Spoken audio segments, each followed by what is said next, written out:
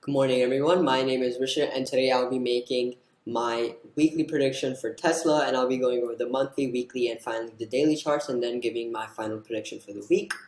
Uh, Last week's prediction was that the market was going down, which was correct, by the way, side note. But before starting the video, it's important to mention that all information in this video is completely for educational purposes, and taking trades based on this video is unadvised because entering the market without the knowledge for yourself is unadvisable, as markets are subject to risk.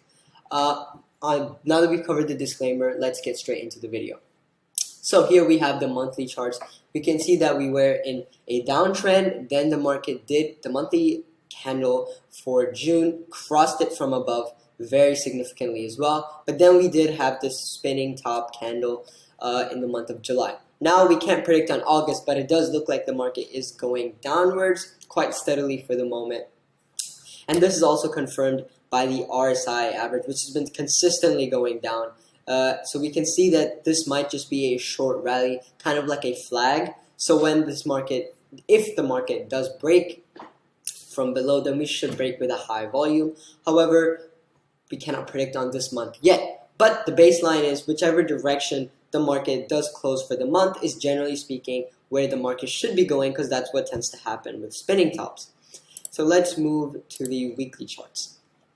And here again, we can see quite interestingly that the market is in a wave kind of pattern, and we did have quite steady downward movement. We still do have quite steady downward movement for the past month, which is why we have a strong red candle, since it opened around here and it closed here. So we have quite a strong bullish movement so far. Now, as we can see, we have this green line here.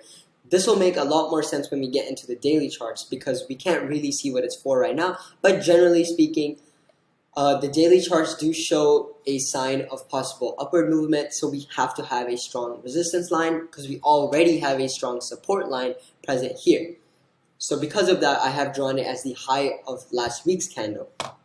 But as for the weekly charts, we can still continue to see expected downward movement just going off of the weekly charts, since we can see that the RSI crossed its average from above downwards, which is a strong bear signal, because similar to price movement, when the price movement crosses an average from above in downwards direction, then there's a strong bearish movement, bearish indication.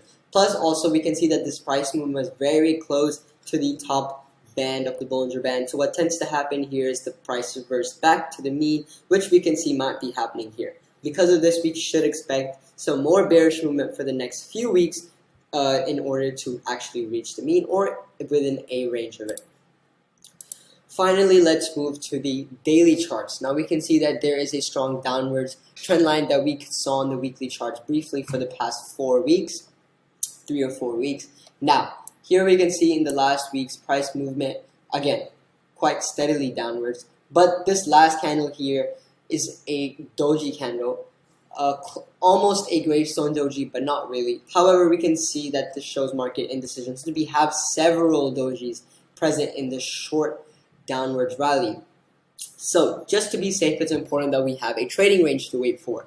So here we have the strong support at 233.98. But here, in order to take a bullish position, we would need to wait for this 254.29 resistance level to be broken. So in the event that either the support or resistance are broken, we take the trade either way. But speaking of technical analysis, this trend line does need to be crossed as well. So in the price movement, if the trend line is broken first, then we have a bullish signal. And if the market does continue to break this, then again, we have two very, very strong signals for a bullish movement. But if the market does continue downwards, we do have the support line. So if it rebounds upwards, we won't make any losses because we haven't entered a trade. And we will be putting a close filter here. So the market does need to close above or below said trend lines and support lines in order to classify as a certain breakout and to avoid unnecessary whipsaws.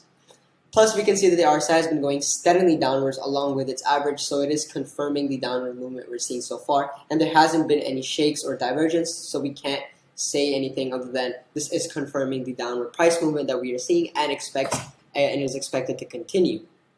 So we will wait for the trading range to be broken before entering a position. And on this note, I will conclude the video, and I'll see you next week for Tesla's new prediction.